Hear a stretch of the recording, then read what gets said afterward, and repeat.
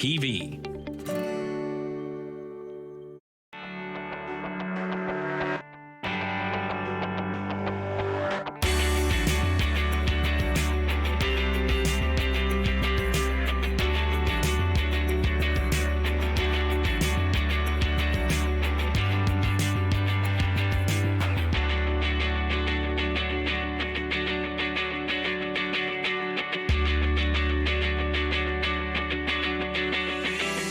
Welcome again to this week's episode of LdnOnt TV here on Rogers TV.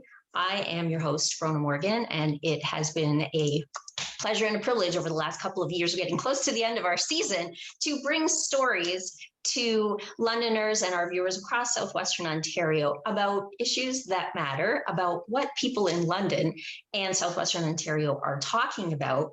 And one of the things I know that we're talking a lot about in my house right now, and amongst my friends and all of the young people I know in particular, is the fact that Pride is back and it's going to be in person this year. It's coming up. So it's Pride Month. And I think London's Pride events generally happen a little bit later than some of the other cities across Ontario and in other parts of Canada and the world. And so we've got a lot to look forward to. So, potentially my family might go up to Toronto for Pride Parade coming up in a couple of weeks. The London events are coming up at the end of July. It is always an absolute joy to be around people who are out in the community, being their true selves, enjoying. There are so many events for families to get involved with and so much opportunity to learn. So today we are being revisited by friends from Children's Aid Society of London and Middlesex. So they have visited us before to talk about different issues that are important to our community. And obviously, as a show that really likes to focus on youth issues, clearly important to the young people that we care about in our community. This episode, we're welcoming Caitlin McInnes. So Caitlin is a recruitment and inquiry worker for CAS London and Middlesex, and she wants to share with our viewers some information that is particularly timely with Pride coming up this month. So Caitlin, welcome to the show. Thank you very much. So Caitlin, tell me what it was that kind of inspired you to want to come on LdnOnt TV today and talk to us about, a really timely issue that our community, I think, wants to know about and potentially can help us out with. Absolutely. So we are seeing overall a huge need for more foster families within the London Middlesex community for all ages. But a particular trend that we've been seeing has been that there has been an alarming number of children who identify as gender non-conforming, transgender, non-binary coming into our care. And we've seen, these numbers kind of increase for the last 5 or so years, but particularly this year, it's been quite the trend. And we certainly don't have enough homes as it is to foster these older children, this older age group, as most do come to foster looking to help with the younger age groups. So it's become quite the crisis, and these youth are then often having to go to group care. And we certainly believe that ideally every child should be raised in a family that can be affirming of them. So we're really trying to reach out to London and Middlesex to see, anyone who is trans inclusive, anti-racist, and can really be affirming and supportive of these youth. We really, really need you to step up and reach out and join in to hear more about the process today. Yeah. So do you have any, maybe ideas about why this has become so, prevalent over the last couple of years? So there are a number of reasons I think that might kind of contribute to this. So in general, we see, children who might be trans or non-binary coming into care still for reasons that any child would, situations of abuse or neglect in the home. And then for this group of young people, there's the added, likelihood that whether it's biological or adoptive family, may not be affirming of their identity and may at times, ask them to leave. There's, increased risks of homelessness for this population as well. And a lot of other stressors that to us LGBTQIA plus youth face in general that then makes it more likely for them to enter care. When they're facing systems that aren't affirming of their identity, violence in the community, whether it's school or their family home, it all contributes to, higher likelihood of some mental health, behavioral struggles, involvement in the criminal justice system. And all of these reasons make it really difficult to find foster homes that are able to support them. And it's just another part, when we talk about systemic problems in society, really, some of the risks that you're talking about, this, not having a safe home, a home where you feel like you can be the person that you truly are and feel love and safety. That is an issue that obviously it's a youth issue, but this is something that impacts society as a whole in such a profound way. And all of the social problems that people, talked about during the election, we have to start at the beginning, I think, is the message, is that the sooner that we can get involved with young people and give them that safety and include them in community, that has long-term benefits for all of us. Absolutely. It really does. It really does. And we need to start with children when they're young, and parents in the community need to be doing the work from the time their little ones are, quite young, so that their youth aren't facing any type of identity crisis or worry about how their parents are going to respond because their parents maybe never even brought up the topic prior in their lives. So absolutely, we need more representation just in the media, in children's TV programs everywhere, so that this isn't such a crisis, and parents really need to do the work and learn. Many people haven't even heard about, what do pronouns mean? Why is this important? So we need our children to hear these messages in their home to, at least start doing the work. And we can't control, what happens in the world necessarily when our children leave the home or go to school per se, but at least to make home a safe space is really paramount.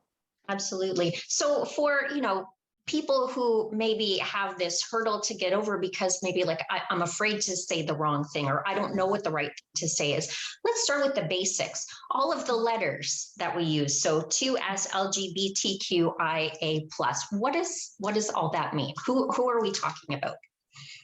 Right. So we first want to start with 2S now, to reflect the Two-Spirit community in many Indigenous communities and nations, as they were the original kind of gender diverse or LGBT kind of population. And it's a unique identity to their community. So we want to honor them by placing that first. And then there's lesbian, gay, bisexual, transgender, queer questioning, intersex or asexual, and plus to reflect all the many other identities that can't be encapsulated in the letters to be inclusive of everyone.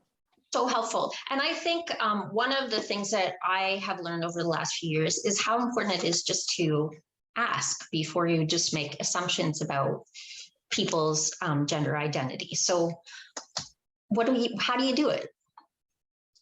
I think in a lot of workplaces, it's becoming more common to ask or to have it in signatures, and then starting the conversation with children as well to know what do pronouns mean, and to teach folks from a young age not to assume based off presentation, because appearance alone doesn't dictate how someone feels, how they experience the world, how they experience themselves. So just not to make assumptions, and letting children know it's okay to use they until someone tells you otherwise or you hear differently. So awesome. And then when we make mistakes, I guess it's important just to, I made a mistake and I'm sorry. Exactly. And I'll try and be better.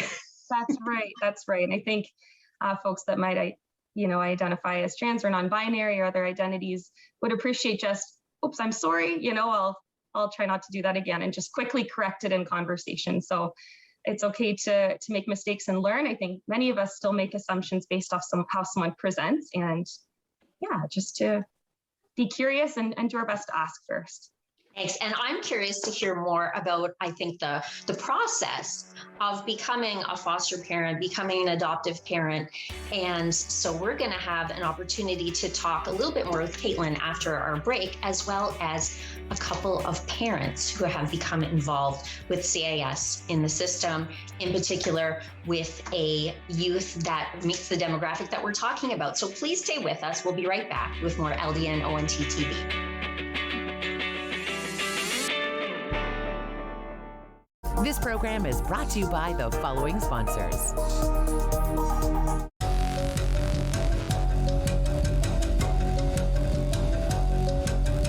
Smoke alarms expire after 10 years. Check the date and test your smoke alarm today.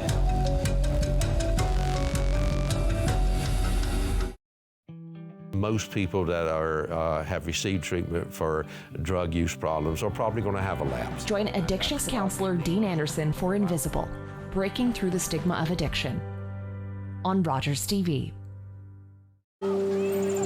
Ani, I'm Carolyn King, and I'm a member of the Mississaugas of the Credit First Nation and the creator of the Moccasin Identifier.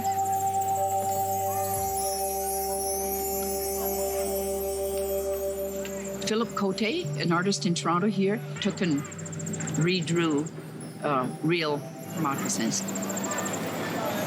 We're starting over with the children. The idea is that they would research whose land their school is built on, near, or what treaty area they're in. And the educational kit that we have has all that information in there. And the children just, love it.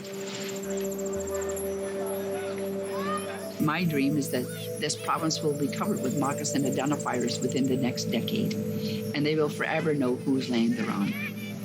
That's the goal. Educate and awareness with a nice, simple little program called the Moccasin Identifier.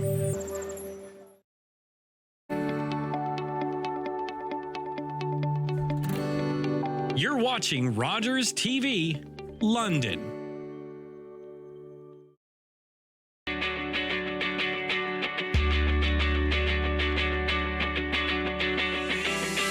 Welcome back to LdnOnt TV here on Rogers TV. I'm your host, Bronagh. We've been speaking with Caitlin McInnes from CAS of London and Middlesex about a real, I guess, I don't know if we want to say crisis, but a definite need in our community right now for foster parents, for potentially adoptive parents of youth who are meet the, or I guess maybe we don't really have a definition, but who are maybe gender nonconforming, trans kids, gay kids, anybody that is maybe doesn't fit the cisgender demographic in the system right now. And so now we are also having we're being joined by a couple of parents who got involved, who answered the call to be a safe and loving home for a youth. So welcome to the show, Aaron and Carla. Thank you. Thank you.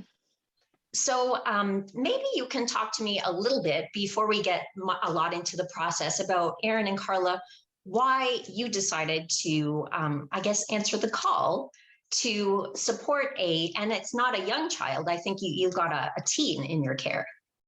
Yeah, our kid is 15 years old and she's in the late stages of adoption with us. And she was born in the London area. We live just east of Toronto, but it was with the London Children's Aid that we worked with in order to make arrangements for her to be able to live with us. It's not really that we sought out a queer identifying child. We were open to that if it came about, and that's what happened. So it wasn't like, okay, we're going to search out a queer identifying child. We were in the process for a long time. We were back and forth about a couple of different kids. And in the end, it was the kid that we have now is the one who sort of, I guess, she wanted to be with us. We wanted her to be with us. So that's what worked out. And how long have you been involved with CAS of London? So maybe give our viewers some kind of idea about how long this process takes. With London, Carl, correct me if I'm wrong, I think our time there has been about 3 years, directly, indirectly with them, would be about 3 years now. Yes. Our kid is also Indigenous, so we're working with the local Indigenous child child services team over here as well. So it's like it's a real combination for us. Like we have London Children's Aid, Bronagh, and then even the local Children's Aid here as well was involved. Interesting. So Caitlin, maybe you can tell our viewers a little bit about the process that parents like Aaron and Carla would be going through if they wanted to get involved as foster parents or adoptive parents through CAS. Sure. So a good place to start is just go to our website where we've got contact information, email, phone number, and kind of a how-to guide on what the process looks like. So for London Middlesex in particular, you would place a call or an email, and it would be routed to myself as I work with any families that are inquiring to foster or adopt. And from there, we would schedule a meeting, usually pretty quickly as soon as you're available, and just chat about our policies, what we're seeing in terms of the children in care, so that prospective parents have a realistic perspective on the children that we need foster parents for. And we would go through I'd walk them through the process during that meeting, and it could be virtual or in your home. And then from there, if you're still interested, you would be emailed the application package. And once you get that returned to us, it would enroll you in our Pride training. So that's a training specific to foster adoptive parents. And it runs many times throughout the year. And what's nice and convenient for many folks right now is that it's offered virtually. And right now it's pre-recorded sessions, so you can do it at your own pace. And that goes for 9 weeks. And then there's a 10th week for parents interested in adoption. And it's about 3 hour a week commitment. And it's interactive where you may watch some videos, read some anecdotes, and need to kind of reflect on your takeaways from that, or how you would, make sure to be trauma sensitive in your parenting, as children in our care from birth face many additional barriers that make life more challenging for them. So we really want foster parents to be realistic of this and fully be capable of meeting their needs. So after that training, again, about 9 or 10 weeks, you would start the home study process, and that's where you'd be assigned a new worker who would be doing basically an assessment on your home, your family, and make sure that you're essentially just to really make sure you're in a fully stable place to be able to parent children that really, really need that stability. So financially, with your health, mental health, your relationship, if you're a couple, that you're generally stable and able to meet these children's needs. So for a single applicant, it might take about 4 months to get through the process on average, and for a couple, generally closer to 6 months at this time. So we definitely do need, there's not much of a wait list right now, as we really do need more people to step up, and the process isn't quite as daunting as it seems, I don't think. And after that 4 or 6 months, you are generally then ready to potentially be matched to a child that is in need of a placement. And just to be clear on that language, it's, to make sure it's the optimal fit for the child. So it's never to look for a child for a parent, but to make sure this child can have the best parent possible. Yeah. Whether Absolutely. And for adoption, I think it's important to clarify too that if someone's looking to just adopt in general, it would be the only children that might be available for adoption are going to often be older children, teenagers, or children with some unique disabilities that may have additional barriers. So otherwise, you'd be fostering first for our younger age groups. Gotcha. So Aaron, Carla, you've gone through the process. Talk to, potential prospective foster and adoptive parents that are watching and listening right now about how that process was for you. Any surprises? Did you learn anything like really significant that you were surprised about? I think for Carla and I, the time it took was surprising for us. It was a good 3.5 years before even our home study was done. It sounds like they've made some changes since then to try to get things rolling a little faster, and that's very, very important. The couple things that I learned, and Carl, jump in here if you want to cut me off, go ahead. But one is people think that it's going to be this massive commitment to even just call Children's Aid and get the process started, which is simply not the truth, right? Like if you are even a little bit curious, you should be calling or emailing in and at least get the information from the people who truly know, versus the number of people I talk to is like, oh, that's something I want to do someday. I'm like, then call tomorrow, call today. Right? Call today and get the information, because you don't know when your life situation is going to change. And it's not just necessarily for adoption of a stranger. It could be you end up adopting a family member. It could be that you end up fostering a family member. It could be that your cultural community needs support and they need it could be that kids arrive from overseas and they need foster parents that are culturally sensitive to what they've come from. So it's super important to get started right away. I have something else to mention about. I'll see if I'll let Carl answer that same question about what was surprising for her. It was the same thing, the process, and I love hearing now that the training is available virtually. That was the biggest, one of the biggest things that stopped us from getting the Pride training quickly enough in the process, because it was offered one night a week and they only ran a session at a certain time. So it's good to get in and get going as soon as you can. And you get the choice. You get to fill out an application. And if you don't feel you're capable of looking after a child with certain disabilities, then you say that. You're not signing up for anything right away. And just look into it and don't keep waiting. It sounds, so you're very encouraging to people who, maybe are considering this. And like Aaron said, maybe someday I'll get there. Today's maybe the day that those calls start coming in. So be ready, Caitlin. So what was your other point that you wanted to make, Aaron?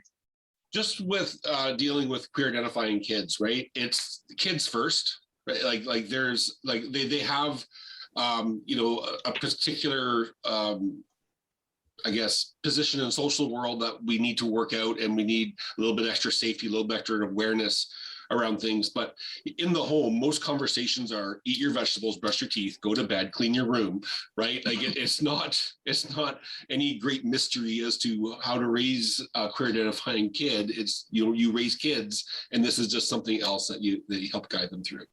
Absolutely. Right? So a lot less, I think, let's just get beyond that hurdle. Kids are kids. And if you have a desire to provide a loving home and a safe home and are going to put in the work to get that education, and I guess CAS is making it more and more accessible, then you're needed and you're wanted in this system.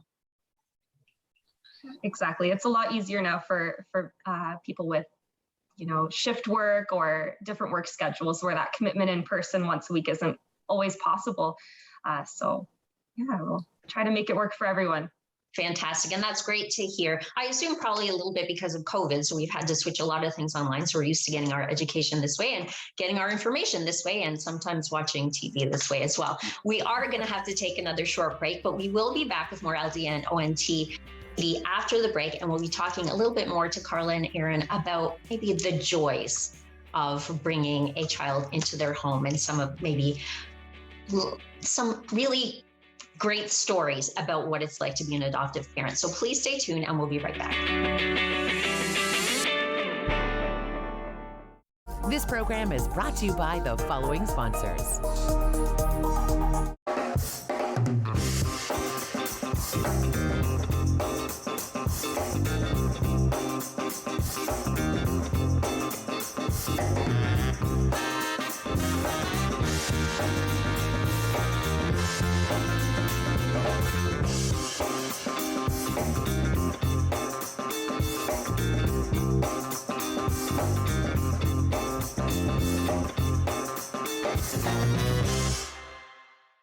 Hi, I'm Dan Mailer. I'm the host of London Lights, the show where we talk about notable Londoners who have made a big mark, big impact on the world of music, entertainment, sports, politics. Hi everyone, my name is Dr. Mario Elia, and I'm the host of a new show here on Rogers TV that we're calling Keeping London Healthy with Dr. Mario. So tune in Wednesdays at 6:30 p.m. and we'll see you then.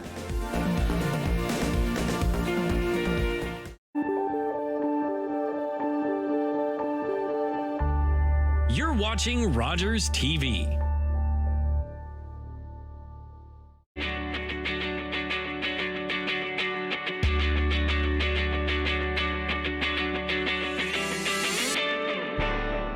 Welcome back to LdnOnt TV. I've been speaking to a couple of adoptive parents, as well as Caitlin from the CAS of London and Middlesex.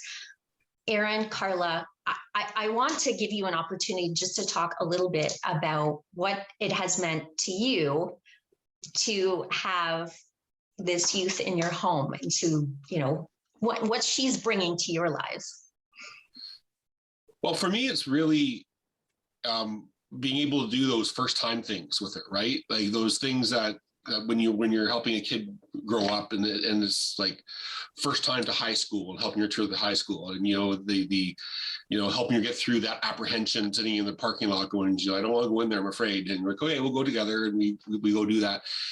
Likewise, buying the driving book, right? Like, so she's now learning street signs and seeing them on the road when we drive by and trying to figure out what they're for.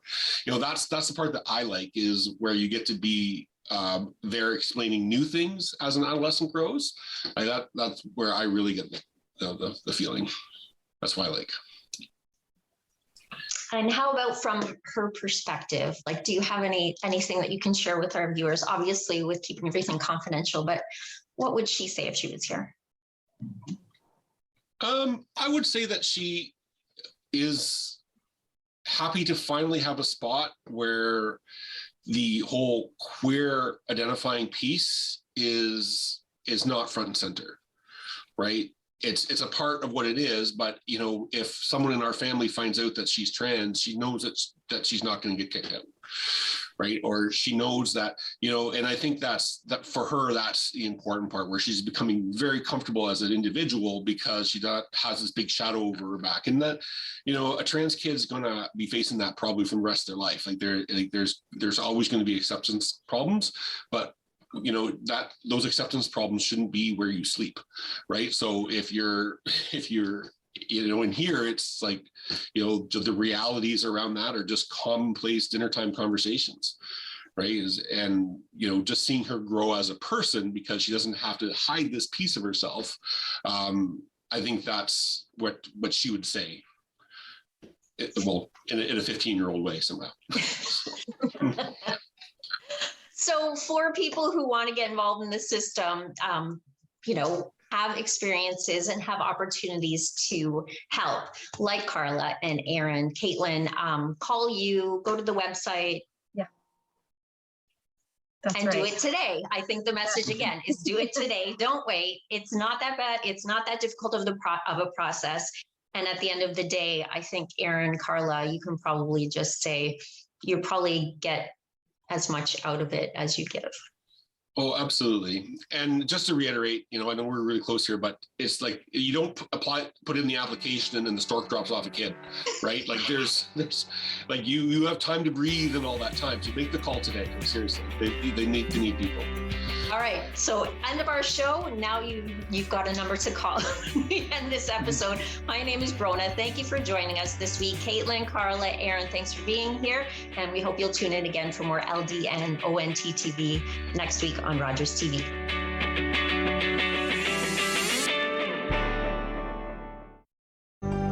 Call the Rogers TV viewer response line, email us, or connect with us on social media.